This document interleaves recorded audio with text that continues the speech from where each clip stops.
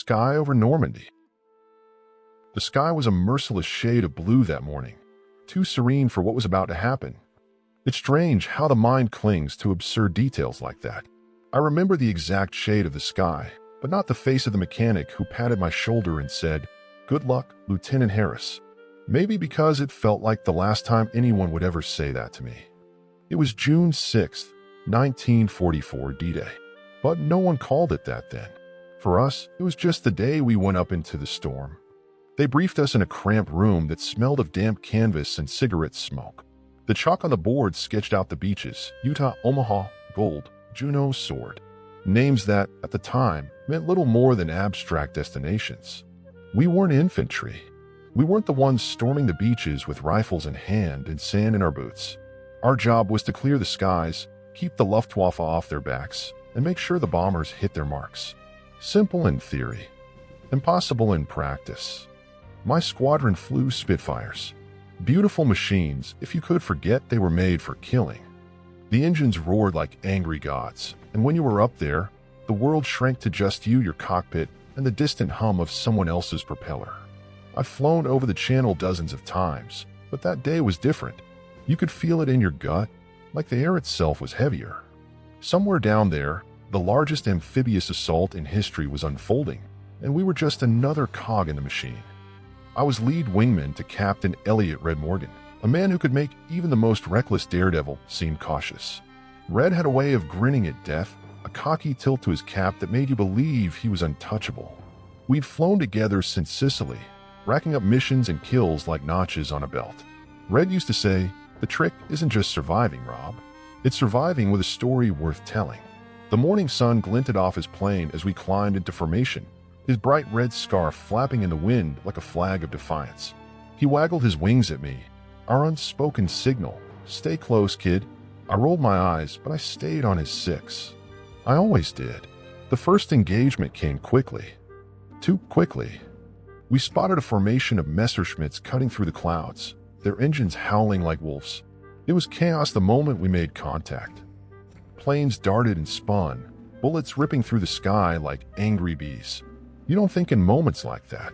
You react. Instinct takes over. I remember chasing one of them, my fingers tight on the trigger. The tracers lit up the sky, and when they connected, the German fighter burst into flames, spiraling down like a comet. I watched it crash into a field near a small Norman village, the explosion blooming like a deadly flower. I should have felt relief, pride even. All I could think about was the man inside, now nothing but ashes. War does that to you. It makes you question things you'd rather not. But there was no time to dwell. Red's voice crackled over the radio. "On your left, Harris." I banked hard, barely dodging the machine gun fire that raked the air where I'd been. Red's laugh cut through the static. "You owe me a pint for that one." I was about to reply when I saw it, a German Focke-Wulf diving straight at Red. I screamed into the radio, but he'd already seen it. His plane veered sharply, pulling the enemy fighter into a deadly spiral. They twisted and turned, locked in a deadly dance that took them farther and farther from the rest of us. I wanted to follow, but orders were orders. Stay in formation, our commander had drilled into us. And so I did, though my gut twisted in knots as I lost sight of him. By the time the skies cleared, Red was gone. His plane wasn't in the wreckage we flew over, nor was it among the survivors who landed back at base. Just gone, swallowed by the chaos of war. Some of the guys said he'd probably been shot down over the channel. Others swore they'd seen his parachute drifting toward the French countryside. Me? I wasn't sure what to believe. When I landed that evening, the first thing I did was scan the faces of the returning pilots, hoping, praying, to see that cocky grin, that damn red scarf. But he wasn't there. And for the first time, it hit me. The man who'd seemed untouchable, who'd laughed in the face of death, might not have a story worth telling after all. I didn't sleep that night. None of us did. The base was alive with the buzz of radios, the distant rumble of artillery, and the quiet murmur of men too exhausted to speak. I sat by my plane, staring at the stars and wondering if Red was staring at them too, somewhere out there in the dark. The next morning came too soon, dragging with it the heavy weight of unfinished business. There was no time to grieve or wonder. The war didn't stop for missing friends, Orders came through, another mission, another sweep over the beaches. The invasion was still in full force, and the Germans were throwing everything they had into the fight. Our job was the same: clear the skies, protect the bombers, and keep the ground troops alive. I climbed into my Spitfire, feeling the familiar hum of the engine vibrate through my bones. But something was different. Red's absence hung in the air like a phantom. The empty space in the formation where his plane should have been was a reminder that even legends could fall. I tightened my grip on the stick and muttered under my breath, "I'll find you, Red, one way or another." As we flew over the channel, the scale of the invasion came into view. The beaches were a chaotic mosaic of men, machines, and smoke. Landing craft churned through the waves like ants, their wakes crisscrossing the water. Ships, some larger than anything I'd ever seen, lined the horizon, their guns booming in a relentless rhythm. Above it all, a thin veil of smoke and dust blurred the edges of the world. It was surreal, beautiful in a way that felt wrong. We hit resistance almost immediately. A squadron of Focke-Wulfs came tearing out of the clouds, guns blazing. The air exploded with noise and fire, planes twisting and diving in a deadly ballet. I locked onto one of them, the crosshairs of my gun sight glowing like a curse.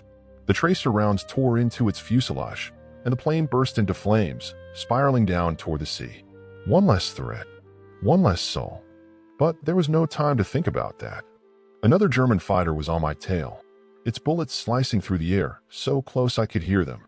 I pulled into a tight climb, pushing the Spitfire to its limits. The engine screamed in protest, but it held.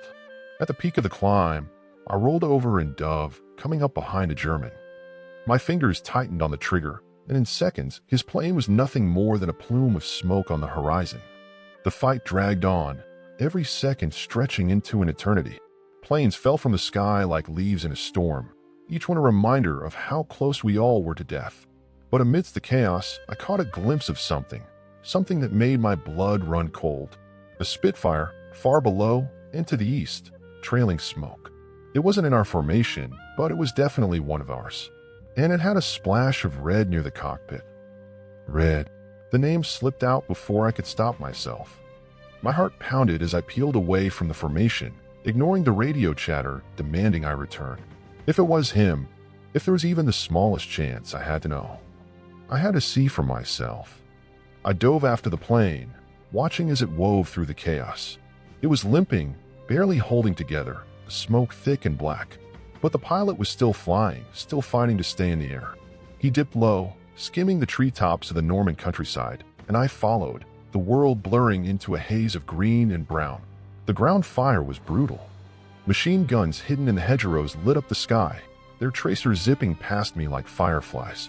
One round clipped my wing, sending a jolt through the plane, but I didn't care. All I could focus on was the Spitfire ahead of me, its red flash a beacon in the chaos. "Hold on, Red," I muttered. "Just hold on." Then it happened. The plane shuddered, its right wing tearing away in a spray of debris. For a moment, it hung in the air, almost graceful, before plunging into a field. The impact sent a fireball rising into the sky, the heat of it reaching me even as I banked hard to avoid the same fate. My stomach twisted into knots. I wanted to believe it wasn't him, that it couldn't be him. But deep down, I knew. I circled the wreckage, scanning for any sign of life, but there was nothing. Just smoke and flames, and the wreck of a plane that might have been his. My radio crackled to life, the commander's voice sharp and angry, demanding I return to formation. I hesitated, torn between duty and something deeper, something I couldn't put into words. But in the end, there was nothing I could do. The wreckage was too far behind enemy lines, and the fight was still raging. I turned back, my heart heavy with the weight of failure. When I landed that evening, the base felt emptier than ever. The other pilots were subdued, their faces pale and drawn. We'd lost more men that day, good men, and the reality of it was starting to sink in. I kept to myself, replaying the day's events over and over in my head, searching for answers that wouldn't come. That night, as I sat by the barracks, staring at the stars, a strange thought occurred to me. What if it wasn't Red's plane? What if he was still out there, somewhere in the French countryside, waiting for a chance to make it back? It was a foolish hope, but it was all I had. And as I closed my eyes, the last thing I saw was that flash of red, like a ghost haunting the edge of my memory. The following days blurred together in a haze of missions and exhaustion. The invasion was relentless, a monstrous machine grinding forward inch by bloody inch. Every sortie over Normandy felt like we were threading a needle through a storm. The skies were alive with chaos. Bombers lumbering toward their targets, German fighters diving to intercept, anti-aircraft fire stitching the clouds with deadly precision. And always, in the back of my mind, there was Red. I'd become obsessed, scanning every battlefield, every wreckage, every pilot's report for any sign of him.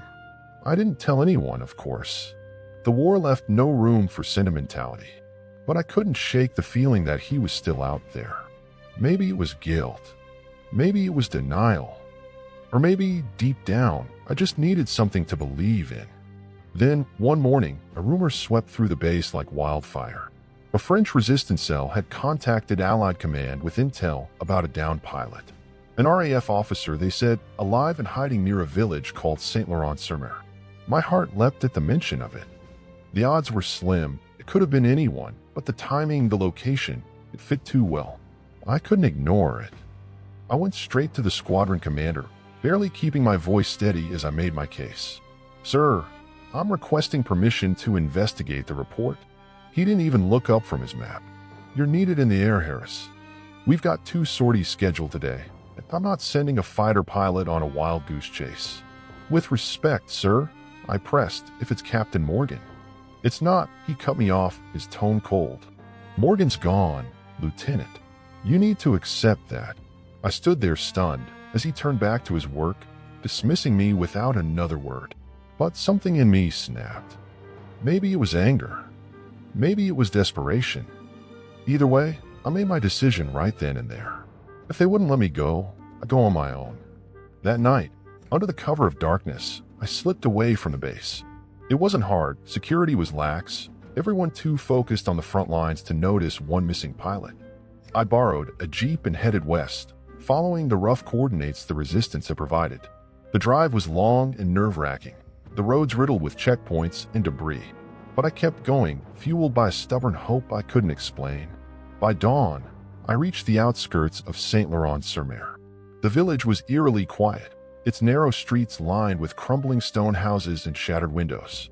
The scars of war were everywhere, burned-out vehicles, bullet-riddled walls, the faint smell of smoke lingering in the air. I parked the jeep in a grove of trees and continued on foot, keeping low and moving quickly. The resistance contact was supposed to meet me near an old church. I found him waiting in the shadows, a wiry man with sharp eyes and a rifle slung over his shoulder. He didn't speak much English, but he didn't have to. He gestured for me to follow, leading me through a maze of back alleys and overgrown gardens. My heart pounded with every step, a mixture of fear and anticipation. Finally, we reached a small farmhouse on the edge of the village. The man held up a hand, signaling me to wait, then disappeared inside. I stood there, nerves frayed to the breaking point, straining to hear anything from within. A few minutes later, the door creaked open, and the man waved me in. The room was dimly lit, the air thick with the smell of damp wood and something faintly metallic. And there, slumped in a chair by the fireplace, was Red. At first, I didn't believe it. He looked so different, gaunt, his face pale and streaked with grime, one arm in a makeshift sling. But then he looked up, and for a brief moment, the old Red was there, a flicker of that familiar grin breaking through the exhaustion. "Took you long enough," he rasped, his voice barely audible. I didn't know whether to laugh or cry. Instead, I just stood there, staring at him like he was some kind of mirage. "You're alive," I finally managed, the words feeling absurdly inadequate. "Barely," he muttered, leaning back with a wince. "Damn plane nearly took me with it. Parachuted into a field, got picked up by some locals. They patched me up, kept me hidden." "But, Rob," his voice trailed off, his eyes darkening. "I saw it. The wreckage. The pilot. It wasn't me they shot down." A chill ran down my spine. "What do you mean?" Red shook his head, his expression grim. There was another Spitfire, same markings as mine. Same red scarf even. They must have stolen it. Used it to draw us out. Trap Rob. They're hunting us. The words hit me like a punch to the gut. It explained so much, the reports, the rumors, the wreckage I'd seen. The Germans were playing a deadly game, using our own symbols against us. And now they knew Red was alive. "We have to move," I said, my voice steady despite the rising panic. "They'll come looking for you." He nodded, struggling to his feet. "Let's go, then." As we slipped out into the pre-dawn light, the reality of what lay ahead hit me like a thunderclap. This wasn't over. Not by a long shot. And as we crept through the shadows, the sound of distant engines rumbling in the sky above, I couldn't shake the feeling that we were walking straight into another storm. The air outside was thick with tension, every shadow a threat, every sound magnified against the eerie quiet of the countryside. The resistance fighter led the way, moving with practiced ease through the hedgerows and narrow paths. Red limped behind him, leaning heavily on me as we picked our way toward the rendezvous point. My mind raced with questions, none of them with answers I was ready to face. Red's words gnawed at me. Trap. The Germans had been baiting us, using stolen planes and familiar markings to lure pilots into their nets. But why? What were they after? And how far would they go to get it? I didn't have the luxury of dwelling on it. The only thing that mattered now was getting Red out alive. We reached a small clearing just before dawn. The resistance fighter gestured for us to wait and disappeared into the trees. Red sank down onto a fallen log, his face pale and drawn. I crouched beside him, scanning the horizon for any sign of movement. The minutes dragged on, every creak of the forest setting my nerves on edge. "I owe you one," Red murmured, his voice barely more than a whisper. "You owe me more than one," I shot back, trying to inject some levity into the moment. But even as I said it, the weight of what we'd been through pressed down on me. We'd cheated death so many times before, but this felt different. The stakes were higher, the consequences more immediate. And for the first time, I wasn't sure if we'd make it out. The sound of an engine shattered the stillness. My head snapped up, and my stomach dropped. It wasn't just one engine, it was several, their low rumble growing louder with every second. Trucks, maybe half a mile away, heading in our direction. "They're here," Red said grimly, forcing himself to his feet. The resistance fighter burst back into clearing, his face a mask of urgency. "Alice." "Now," he barked, motioning for us to follow. We took off through the trees, the underbrush grabbing at our legs as we stumbled forward. The sound of the engines grew louder, closer. My heart pounded in time with my footsteps, every instinct screaming at me to move faster. We broke through the tree line onto a narrow dirt road, where an old truck sat waiting. The driver, a young woman with sharp eyes and a scarf tied around her head, waved us over. "Get in," she hissed. I helped Red into the back, then climbed in after him. The resistance fighter jumped into the passenger seat, and the truck lurched forward, kicking up a cloud of dust as it roared down the road. For a moment, I thought we might have gotten away. But then the first shot rang out, a sharp crack that echoed through the valley. A bullet slammed into the side of the truck, punching a hole through the metal just inches from my head. "They're on us," I shouted, grabbing for my sidearm. Red, pale but determined, clutched his own pistol. "I thought this was supposed to be the easy part," he muttered. The truck swerved wildly as the driver pushed it to its limits, the engine whining in protest. I peeked over the edge of the truck bed and saw the convoy closing in. 3 vehicles, one of them armed with a mounted machine gun. "Tell me you've got a plan," I called to the resistance fighter. "Plan," he shot back. "Drive faster." The truck bounced over the uneven road, sending us sprawling. The machine gun opened up, its rounds tearing through the air around us. I fired back, the recoil jolting through my arm. One of the pursuing trucks veered off the road, its driver slumped over the wheel. But the other 2 kept coming, relentless. Ahead of us, the road narrowed as it approached a stone bridge. The driver slammed on the brakes, bringing the truck to a screeching halt. "No," she yelled. We scrambled out of the truck, taking cover behind the stonework as the convoy bore down on us. The resistance fighter handed me a satchel, his expression grim. "Explosives," he said. "If they get across this bridge, we're finished." I didn't hesitate. Crawling on my belly, I made my way to the underside of the bridge, the satchel slung over my shoulder. The stone was cold and damp beneath my hands, the sound of the approaching trucks like thunder in my ears. I found the central support and wedged the satchel into place, my fingers fumbling with the detonator. Above me, the first truck screeched to a halt, its soldiers spilling out and opening fire. I worked faster, my heart hammering in my chest. "Rob, hurry." Red's voice cut through the chaos. I set the timer and scrambled back up just as the first German soldier rounded the corner. I shot him without thinking, the crack of my pistol echoing off the stone. The others hesitated, just long enough for me to reach cover. "Go, go," I shouted, pulling Red to his feet. We ran, the resistance fighter and the driver covering us as we made for the tree lean. Behind us, the bridge erupted in a deafening explosion, a plume of fire and debris rising into the sky. The shockwave knocked me off my feet, the ground seeming to lurch beneath me. When I looked back, the bridge was gone, replaced by a smoking chasm. The German vehicles were a tangled wreck of metal and fire, their soldiers scattered like ragdolls. For a moment, there was silence, an almost sacred stillness that hung in the air like a held breath. Then Red laughed, a dry, rasping sound that carried more relief than humor.